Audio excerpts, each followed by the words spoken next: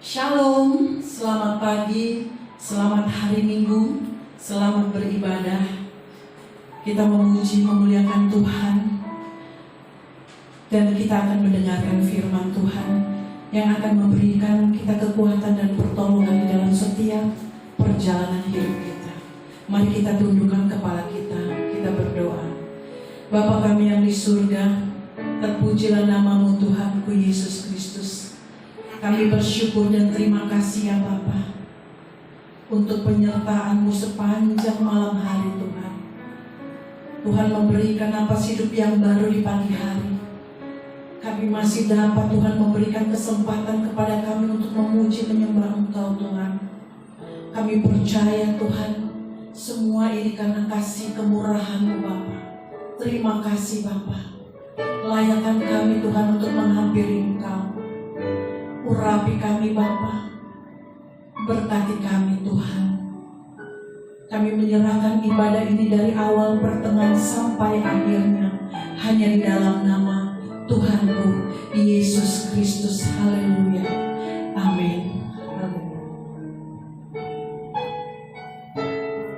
Kami bersyukur ya Bapa untuk kasih setia-Mu yang begitu besar. Haleluya.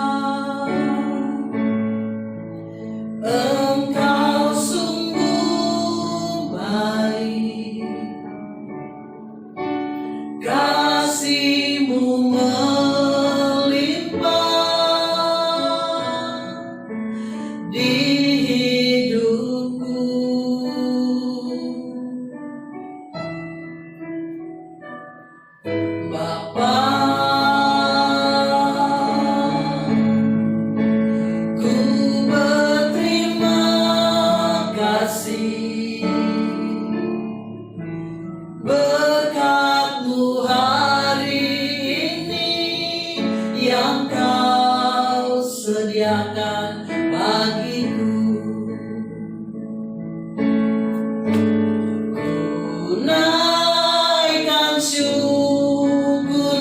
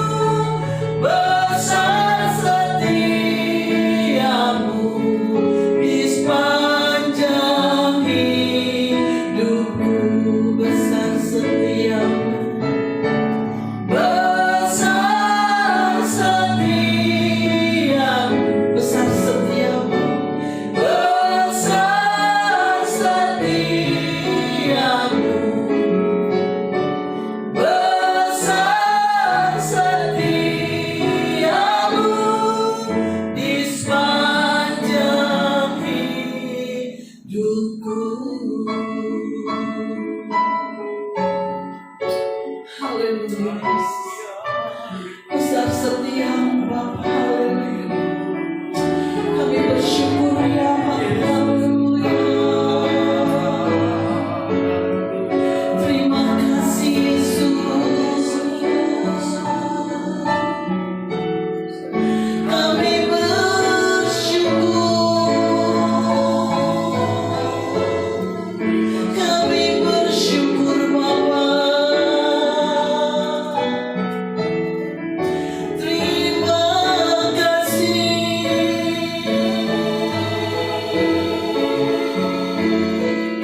Haleluya.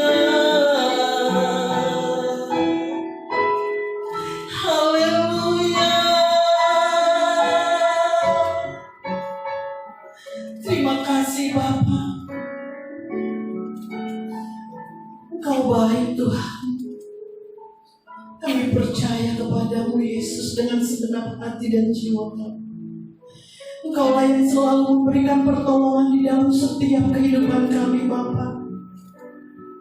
Terima kasih Yesus. Terima kasih Bapa. Haleluya. Haleluya Yesus. Haleluya. Bapa,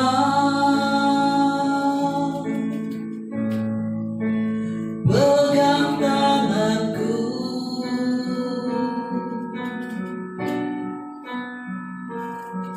Aku rindu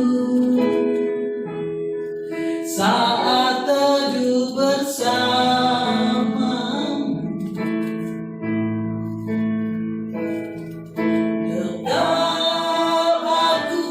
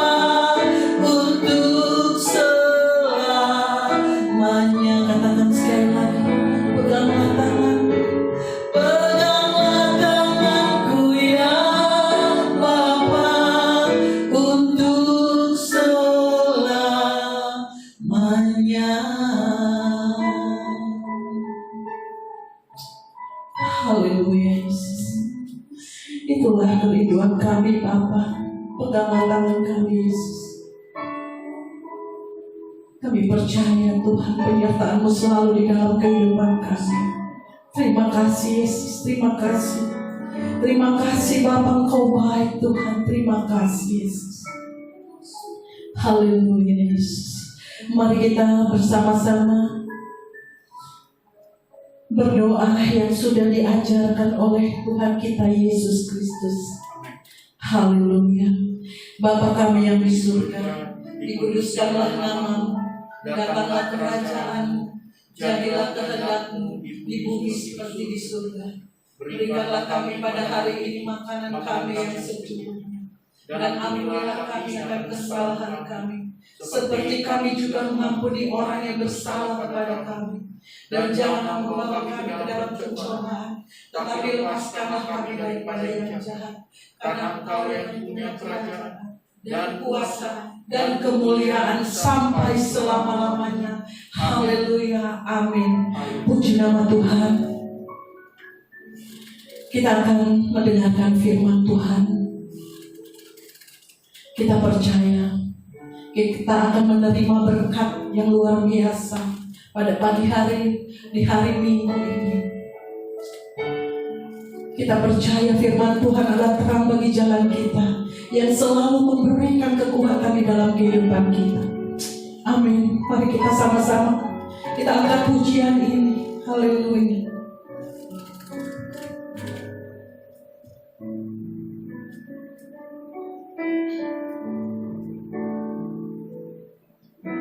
Saat ku tak melihat jalan-Mu, saat ku tak mengerti rencana-Mu, namun tetap ku pegang janji-Mu.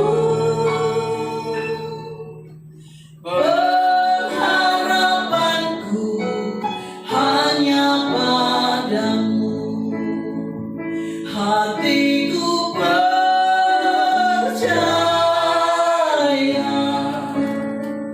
hatiku percaya, hatiku percaya, selalu ku percaya.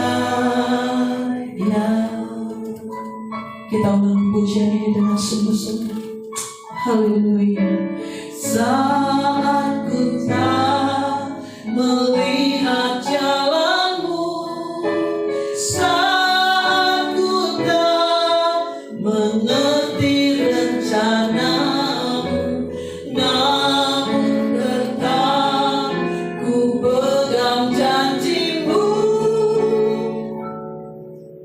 Pengharapanku hanya padamu,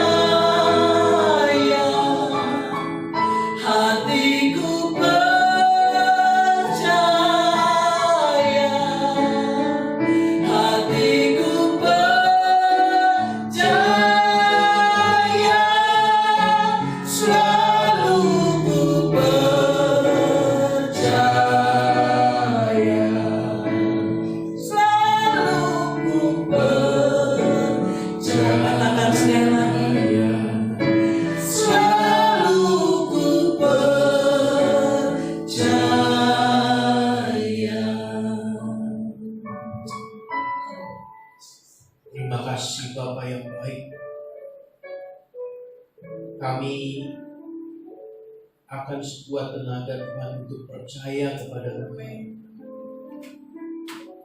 Walaupun kadang-kala kami gagal, tapi kami mau terus mencoba. Itu sebabnya Bapa, kami butuh firman-Mu agar kami selalu kuat, tetap mempercayai kebaikan, pemeliharaan Tuhan, kasih setia Tuhan dalam kehidupan kami tidak akan pernah berkesudahan. Puaskan kami pagi ini dengan firman-Mu dan mampukan kami Tuhan menerima firman-Mu, khususnya Roh Kudus yang memberikan kepada kami kemampuan untuk kami dapat memahami firman Tuhan dengan keterbatasan otak kami yang Bapa. Tuhan, terima kasih kesempatan kali ini kami boleh kembali menerima firman-Mu sekalipun kami tidak beribadah secara tatap muka, kami hanya mengikuti secara online, tapi kami percaya kuasa Tuhan tidak bisa dibatasi oleh ruang dan waktu. Kuasa yang sama yang kami terima pada saat ibadah tatap muka, kami akan terima pada hari ini saat ibadah online. Terima kasih Bapa, hanya Engkau yang ditinggikan, dipermuliakan lewat ibadah ini, bahkan lewat memberikan firman ini. Dan kami membuka hati kami untuk firman. Dalam nama Yesus, bersabdalah ya Tuhan, kami semua siap menerimanya. Haleluya, amin. Shalom Bapak Ibu yang terkasih di dalam Tuhan, Bapak Ibu yang ada di rumah dan dimanapun juga berada. Hari ini kita akan kembali bersama-sama untuk melihat lagi kebenaran firman Tuhan yang memberikan kekuatan bagi kita sekalian. Dan hari ini kita akan belajar dari kitab Yohanes pasal yang keempat, ayat 31 sampai 34 akan menjadi renungan kita bersama-sama pada hari ini. Saya akan membacakannya bagi Bapak Ibu sekalian, dan Bapak Ibu bisa mengikutinya dengan Alkitab yang Bapak Ibu miliki di rumah. Yohanes 4 ayat 31 sampai 34, demikian firman Tuhan. Sementara itu murid-muridnya mengajak dia, katanya, "Rabi, makanlah." Akan tetapi ia berkata kepada mereka, "Padaku ada makanan yang tidak kamu kenal." Maka murid-murid itu berkata seorang kepada yang lain, "Adakah orang yang telah membawa sesuatu kepadanya untuk dimakan?" Kata Yesus kepada mereka, "Makananku ialah melakukan kehendak Dia yang mengutus aku dan menyelesaikan pekerjaannya." Tema dari kebenaran firman yang saya sampaikan adalah jangan sekedar Kristen. Jangan sekedar Kristen. Akhir-akhir ini Bapak Ibu yang terkasih, kekristenan kita sedang diuji. Kemurnian kita sebagai orang Kristen, sebagai orang percaya sedang diuji. Dengan banyaknya masalah, dengan banyaknya pergumulan yang terjadi. Bukan saja berbicara tentang penyakit yang saat ini melanda banyak orang, melanda banyak negara di belahan dunia ini, tetapi juga berbicara hal yang lain yang terjadi karena dampak dari penyakit tersebut. Baik berbicara ekonomi dan hal-hal lain sebagainya. Nah, mari kita melihat kepada ayat ini Bapak Ibu. Kita melihat dan belajar dari kebenaran firman Tuhan, dari murid-murid Yesus yang saat itu ada bersama dengan Yesus di dalam kisah yang kita baca di dalam Injil Yohanes pasal yang keempat ini. Setidaknya murid-murid Yesus sudah bersama dengan Yesus selama 3 tahun atau lebih sedikit. Karena Yesus melayani sekitar kurang lebih 3,5 tahun. Tetapi tidak 3,5 tahun dari sejak mulai pelayanan dia langsung berjumpa murid-muridnya. Ya, kurang lebih mungkin Yesus membutuhkan waktu 3 atau 6 bulan setelah dia dibaptis untuk dia bisa berjumpa dengan murid-muridnya. Itu sebabnya murid-muridnya bersama dengan Yesus ini kurang lebih 3 tahun atau lebih sedikit. Tapi setelah kita melihat bersama bahwa murid-murid ini memakan waktu yang tidak bisa dikatakan pendek untuk bersama-sama dengan Yesus, tapi mereka ternyata pernah gagal dalam mengiring Tuhan. Mereka tidak langsung mengalami sebuah prestasi yang baik waktu mereka mengiring Tuhan. Mereka pun mengalami kegagalan. Bahkan 3 di antara mereka terang-terangan mengkhianati, menyangkal dan meragukan Yesus. Yudas mengkhianati, Petrus menyangkal, Thomas meragukan Yesus. Dan ini merupakan sebuah kegagalan Bapak Ibu yang terkasih.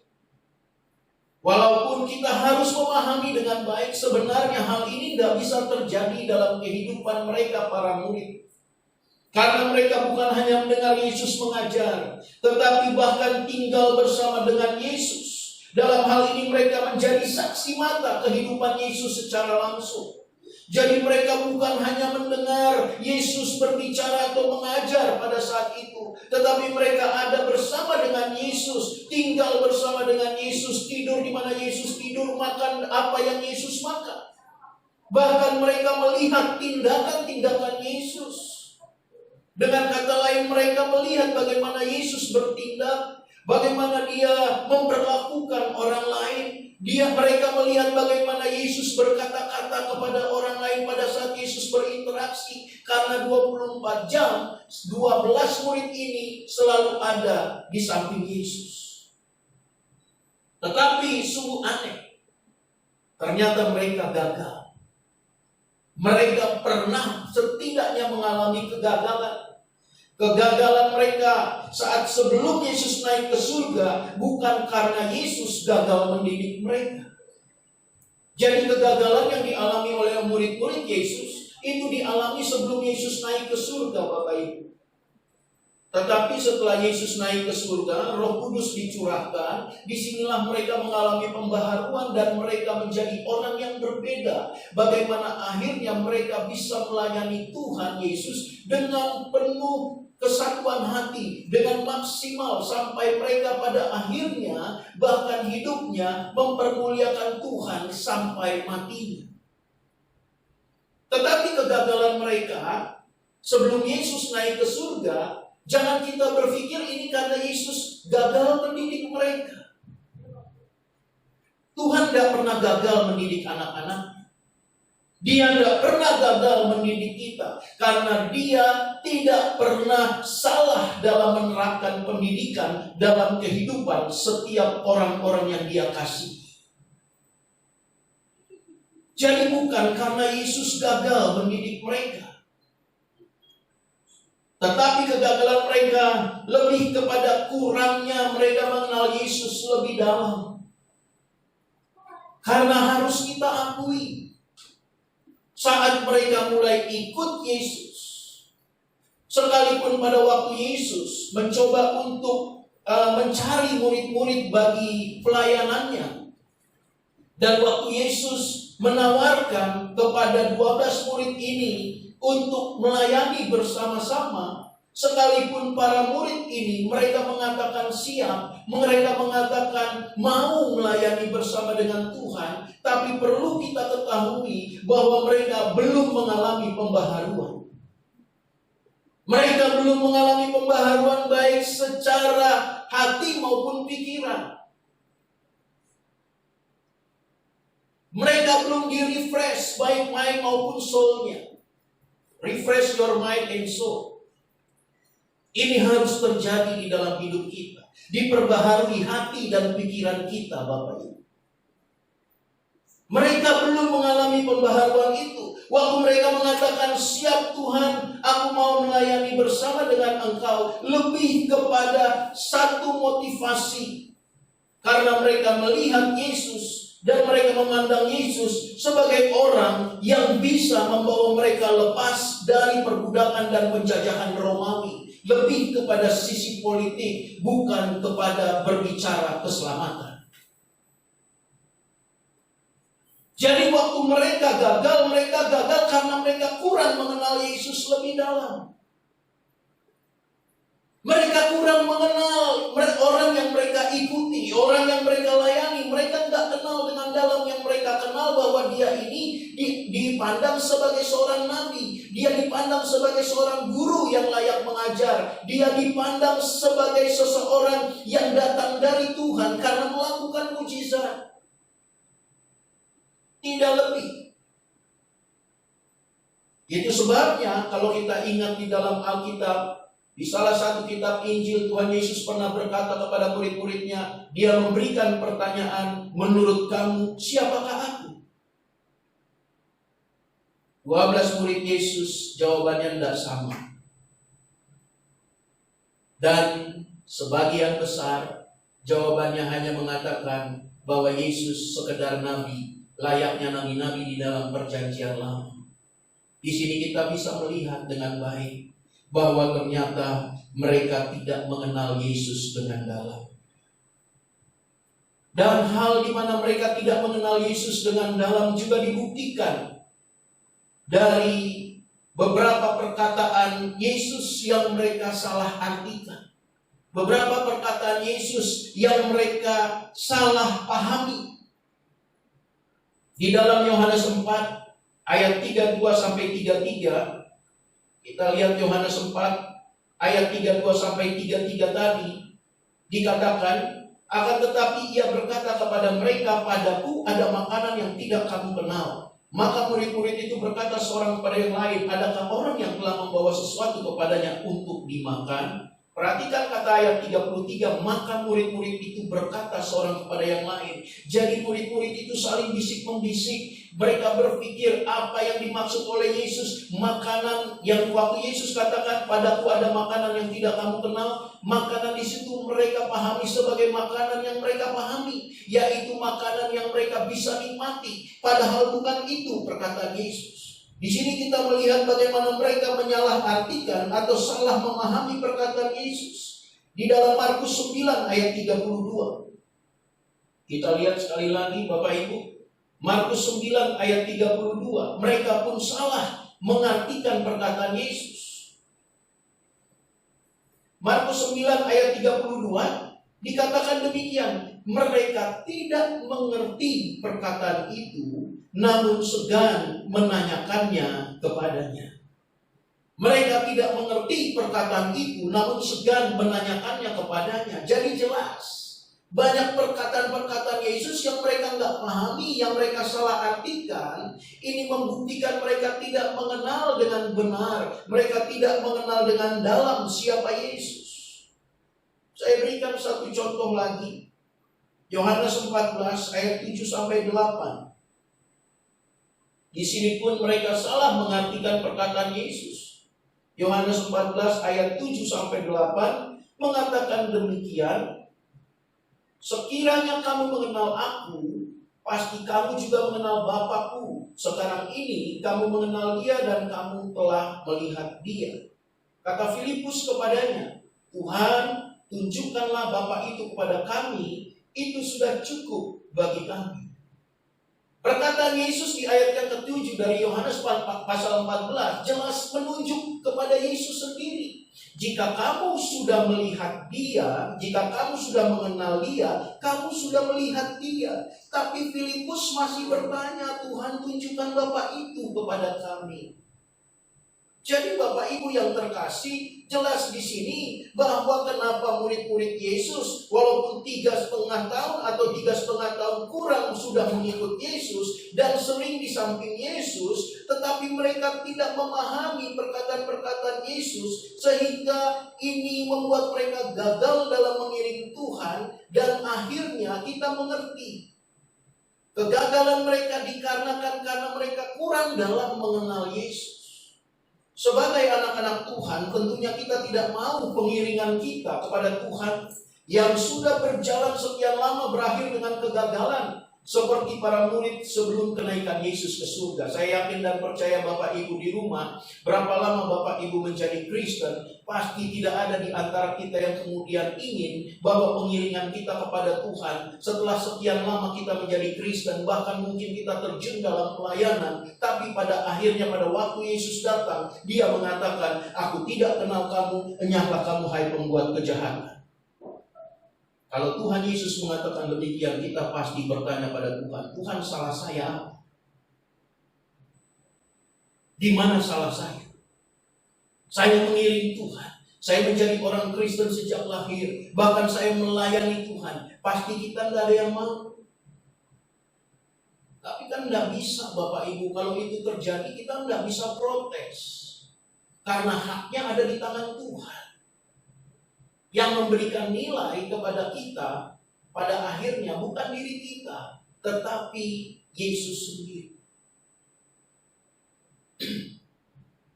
Itu sebabnya kehidupan kekristenan kita tidak selalu harus diwarnai dengan banyaknya pelayanan.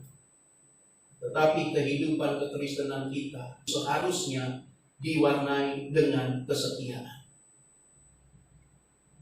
Jadi banyaknya pelayanan tidak menentukan kita kelak pada saatnya. Kita adalah orang-orang yang akhirnya dipandang Tuhan berkenan. Saya sebagai hamba Tuhan saja Bapak Ibu masih gentar. Masih gentar.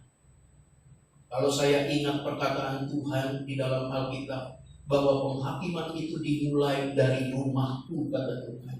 Jadi penghakiman itu pertama-tama dimulai dari anak-anak Tuhan. Mari Bapak Ibu yang terkasih, jangan sampai kita gagal. Setelah lama mengiring Tuhan kita gagal.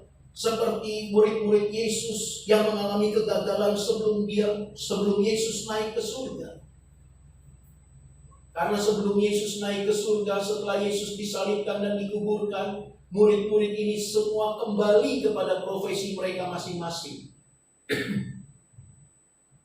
Mereka kembali kepada pekerjaan mereka masing-masing. Bisa dikatakan mereka udah lupa tugas awal waktu Yesus memanggil mereka untuk menjadi penjala manusia. Untuk itu Bapak Ibu penting bagi kita untuk tidak puas hanya dengan predikat Kristen saja. Jangan sekedar Kristen, tetapi usahakan untuk kita mengenal Dia dengan lebih dalam. Banyak bukti bahwa kita seringkali sebagai orang-orang percaya, anak-anak Tuhan, orang-orang Kristen yang artinya pengikut Kristus, sudah banyak membuktikan bahwa banyak di antara kita yang hidupnya hanya sekedar Kristen saja. Banyak yang salah menerapkan kasih karena banyak yang tidak mengenal dengan benar Tuhan yang mengasihi. Mereka tidak kenal dengan benar Tuhan yang mengasihi itu. Sehingga kasih yang mereka terapkan pun sebenarnya salah. Sekalipun mereka merasa sudah menerapkan kasih seperti yang Alkitab katakan. Kasih yang Alkitab katakan tidak pernah memilih. Apapun keadaan orang itu, apapun yang dilakukan, dia tetap mengasihi.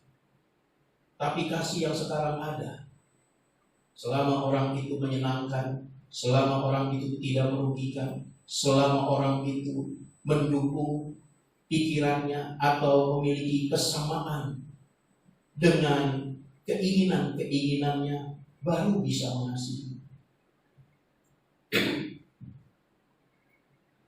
Jadi banyak yang tidak mengenal Tuhan yang mengasihi, itu sebabnya menerapkan kasih secara salah. Banyak yang salah menjalani pelayanan karena banyak yang tidak mengenal dengan benar Tuhan yang melayani. Kalau kita mengenal dengan benar Tuhan yang melayani, pelayanan apapun kita akan sukacita menjalaninya. Tapi sekarang sebuah pelayanan, selama pelayanan itu menyenangkan hatinya, selama pelayanan itu tidak bertentangan dengan keinginannya, selama pelayanan itu baik-baik saja, mereka akan haleluya 12 kali untuk melayani. Tapi kalau pelayanan itu tidak sesuai dengan apa yang mereka kehendaki, mereka akan mundur secara teratur. Karena mereka nggak mengerti arti dari Tuhan yang melayani. Tuhan melayani siapapun tanpa memandang apakah itu berat atau ringan, bagi orang yang kaya atau yang miskin, Apakah pelayanan itu memberikan dia nama atau tidak memberikan nama, Tuhan tetap melayani. Pelayanan yang benar tidak akan membuat seseorang keluar dari pelayanan hanya karena hatinya tersinggung.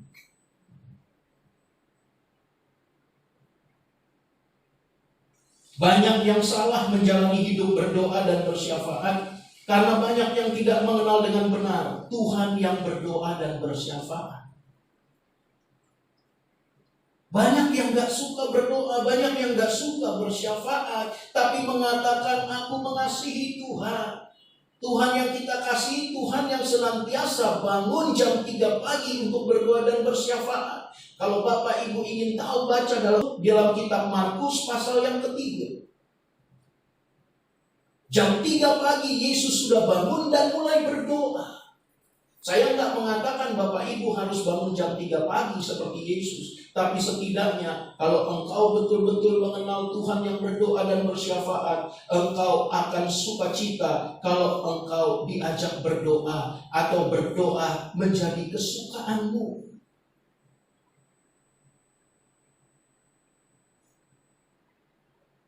Dan ini juga banyak disalahgunakan oleh mereka-mereka yang melayani di dalam bidang doa. Seakan-akan mereka mendapatkan privilege di mata Tuhan sebagai orang yang diistimewakan. Seakan-akan hanya karena mereka menjadi orang-orang yang berat di dalam bidang doa dan syafaat, mereka merasa bahwa mereka memiliki kualitas rohani yang lebih baik dan lebih tinggi dibandingkan yang lain. Padahal hal itu tidak menunjukkan kualitas sama sekali berbicara tentang rohani kita. Karena yang namanya melayani itu dilakukan untuk kita melayani Tuhan, bukan mencari nilai di mata Tuhan. Jadi ini membuktikan bagi kita Bapak Ibu, kalau hal ini terus berlangsung, banyak orang percaya yang akhirnya gagal. Karena mereka tidak mengenal dengan benar siapa Tuhan yang mereka sembah, yang mereka puja. Siapa Tuhan yang mereka layani di dalam kehidupan mereka. Untuk itu selagi masih ada waktu, mari kejar untuk mengenal Dia dengan lebih dalam melalui firman. Dan hubungan secara pribadi dengannya secara berkesinambungan. Untuk mengenal Tuhan dengan lebih dalam, tidak ada jalan lain kecuali kita senantiasa untuk selalu mengisi hari-hari kita dengan firman Tuhan. Firman Tuhan itu adalah hatinya Tuhan. Saat engkau dapatkan hati Tuhan, engkau dapatkan pribadinya. Kalau engkau dapatkan hati Tuhan, engkau dapatkan pribadi. Orang yang mendapatkan pribadi Tuhan, tidak akan pernah Tuhan sia-siakan. Pasti selalu ada pembaharuan di dalam kehidupannya, menyangkut hati, pikiran, dan bahkan juga kehidupan. Tetapi harus dilakukan secara berkesinambungan. Itu sebabnya di dalam firman Tuhan Perjanjian Lama kitab Yosua mengatakan, renungkanlah firman itu siang dan malam. Karena Tuhan tahu bahwa firman-Nya adalah sebuah kekuatan dalam hidup kita. Firman-Nya memampukan kita anak-anak Tuhan untuk bisa melihat Tuhan dengan lebih jelas, mengerti hatinya, dan memahami kehendak-kehendaknya. Sehingga pada saat kita mengiring Tuhan, kita tidak salah dalam mengiring Dia. Mari selagi ada waktu Bapak Ibu yang terkasih, saya mengajak mari kita mulai untuk saat ini belajar mengenal Tuhan dengan lebih dalam. Waktu kita mengenal Tuhan kita dengan lebih dalam, mengenal pribadinya, bukan hanya berbicara mujizat dan berkat-Nya, maka keadaan yang kita alami seperti sekarang, yang penuh dengan pergumulan, yang banyak membuat orang menjadi ketakutan, khawatir, bahkan menangis, karena mereka tak punya lagi pekerjaan, tak punya lagi penghasilan. Tapi sebagai hamba Tuhan, saya mau mengatakan, kalau kita mengenal Tuhan kita dengan lebih dalam dan mengenal pribadinya dengan baik, maka itu akan menjadi penghiburan bagi kita di dalam keadaan-keadaan seperti ini. bahkan menjadi kekuatan bagi kita untuk tetap terus bersuka cita melayani Tuhan. Perlu kita pahami, saat membangun hubungan persekutuan dengan Tuhan, lepaskan segala keegoan dan harga diri kita di hadapannya agar mudah diproses Tuhan. Apa yang membuat kita sulit diproses Tuhan? Karena waktu kita membangun hubungan persekutuan dengan Tuhan, kita tidak lepaskan keegoan kita. Kita tidak lepaskan harga diri kita. Kadang di hadapan Tuhan pun kita masih membanggakan siapa kita. Tuhan tak bisa memproses orang yang seperti ini, Bapak Ibu. Tapi untuk diproses oleh Tuhan. Dan saya katakan prosesnya akan berjalan lebih cepat kalau kita melepaskan keegoan dan harga diri kita. Tapi kalau masih kita pertahankan, prosesnya pun akan berlangsung lebih lama. Jadi mari Bapak Ibu, bangun hubungan persekutuan dengan Tuhan untuk kita mengenal Dia dengan lebih dalam. Tapi satu hal yang harus kita ingat, bahwa kita harus lepaskan ego dan harga diri kita di hadapan Tuhan. Kita harus mampu merendahkan diri di hadapan Tuhan dan menganggap bahwa Tuhan jauh di atas segala-galanya dalam hidup kita. Yang kedua, bagaimana kita bisa membangun hubungan yang baik dengan Tuhan.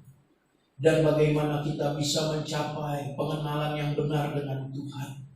Selain kita membangun hubungan persekutuan dengan Tuhan, dengan melepaskan segala keegoan dan harga diri kita di hadapannya, maka yang kedua, kita harus senantiasa mengucap syukur untuk segala hal dan jangan berontak.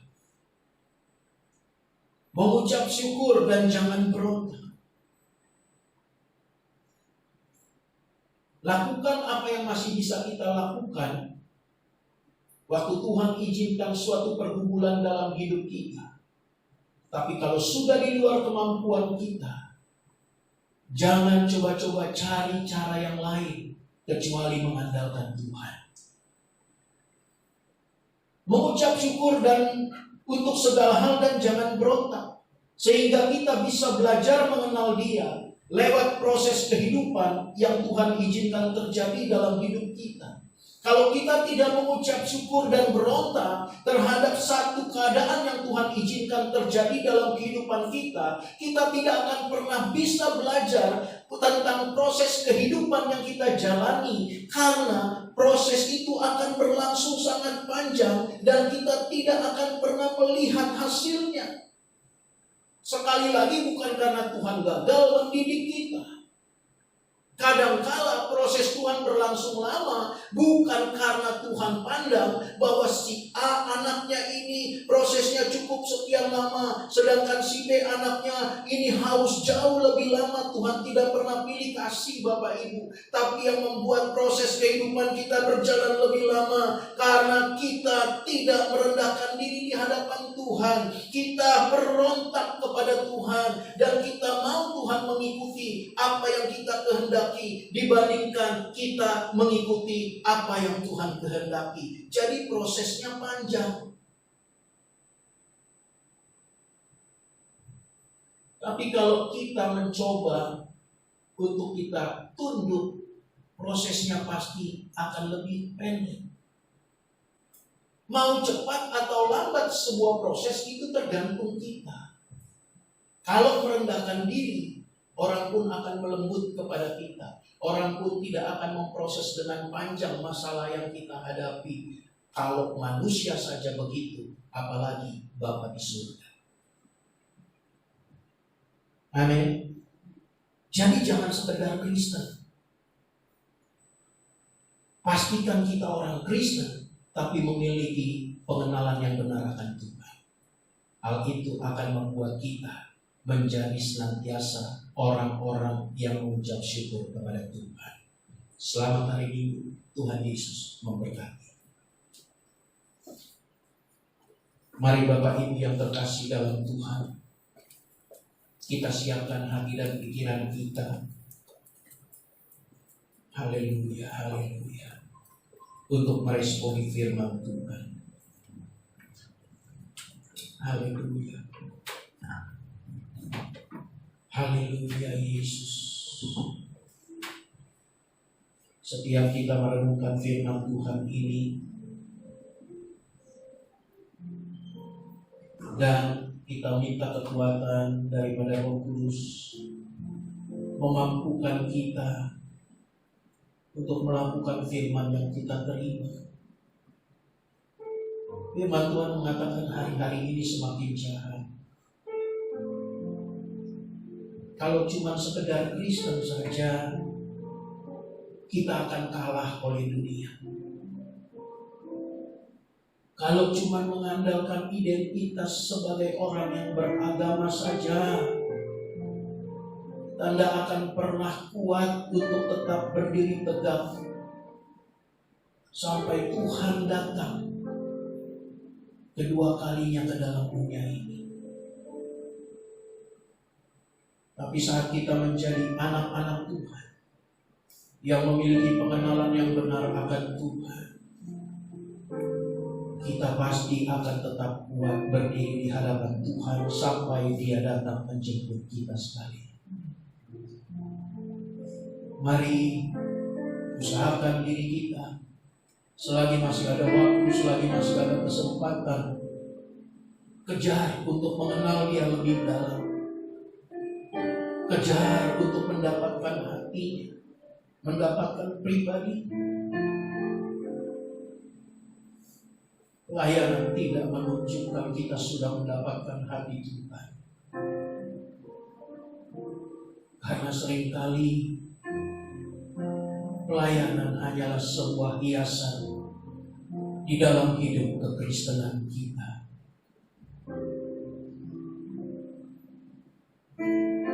Haleluya, haleluya. Haleluya.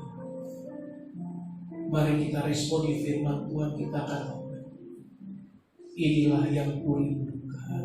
Haleluya. Terima kasih. Inilah yang kurenungkan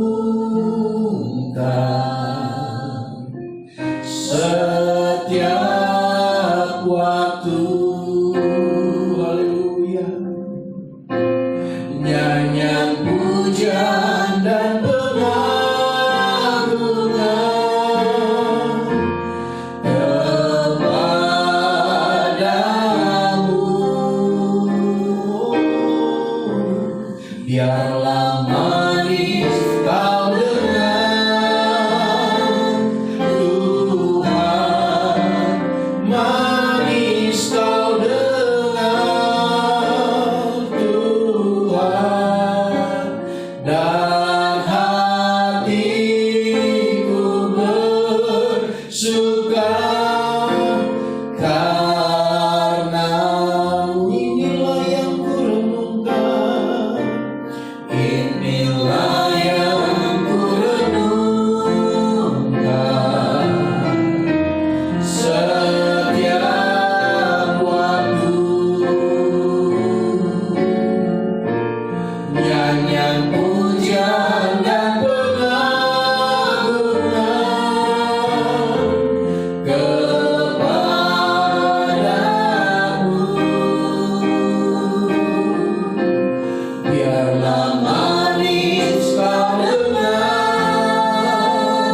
Tuhan, manis kau dengar Tuhan, dan hatiku bersuka karena-Mu. Biarlah hidup kami Tuhan menjadi kesukaan bagi Engkau. Engkau mengecap dan mendengar hidup kami begitu manis di hadapan-Mu. Tapi butuh proses, Bapa. Tolong kami masuk dalam proses itu dengan sukacita. Mampukan kami Tuhan tetap memandang Tuhan.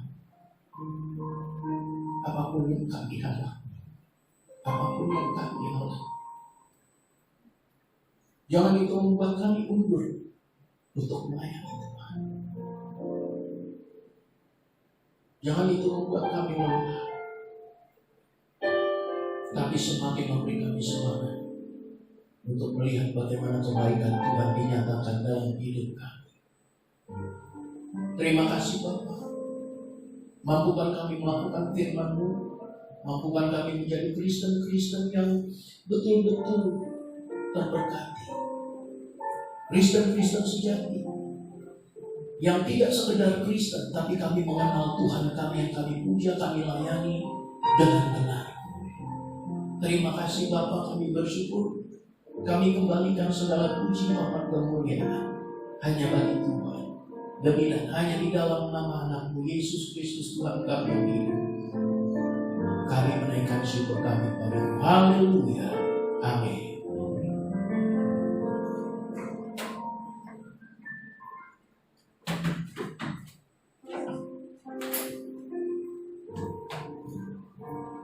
Puji nama Tuhan. Kita sudah menerima berkat firman Tuhan yang luar biasa, yang memberikan kekuatan di dalam kehidupan kita. Kita akhiri ibadah kita pada pagi hari ini. Kita angkat satu pujian, katakan Yesus terlebih besar.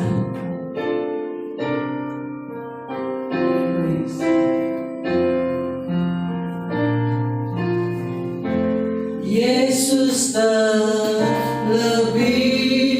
besar. Yesus terlebih besar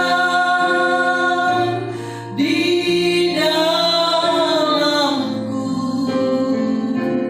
di dalamku.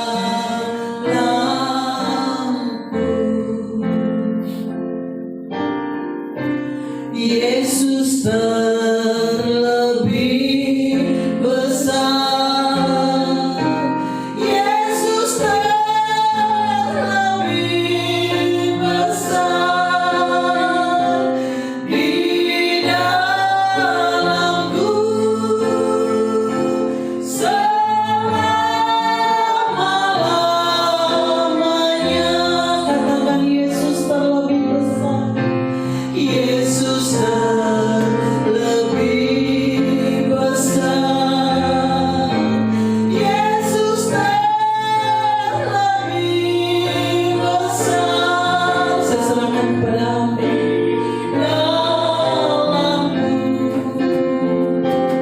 Di dalamku Yesus terlebih besar. Yesus terlebih besar. Yesus terlebih besar di dalamku selama-lamanya. Di dalamku, di dalamku selama-lamanya. Mari Bapak Ibu yang terkasih di dalam Tuhan, sebelum kita terima berkat yang Tuhan sudah persiapkan bagi kita anak-anaknya, kita mengikrarkan iman percaya kita kepada Yesus Kristus dalam pengakuan iman rasmi. Mari kita mengucapkannya.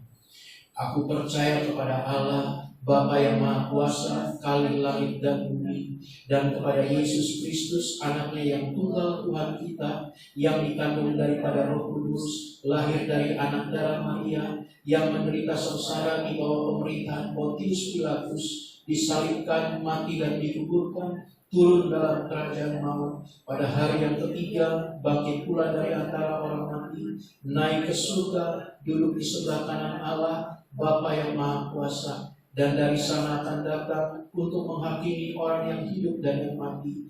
Aku percaya kepada Roh Kudus, gereja yang kudus dan am, persekutuan orang kudus, pengampunan dosa, kebangkitan daging dan hidup yang kekal. Amin. Saudara-saudara yang terkasih di dalam Tuhan Yesus, usai sudah ibadah kita pada hari ini, tetap pegang firman Tuhan. Mari terus belajar, terus untuk memiliki komitmen mengenal Tuhan lebih dalam, karena hanya itulah kekuatan kita untuk menghadapi hari-hari yang semakin jahat.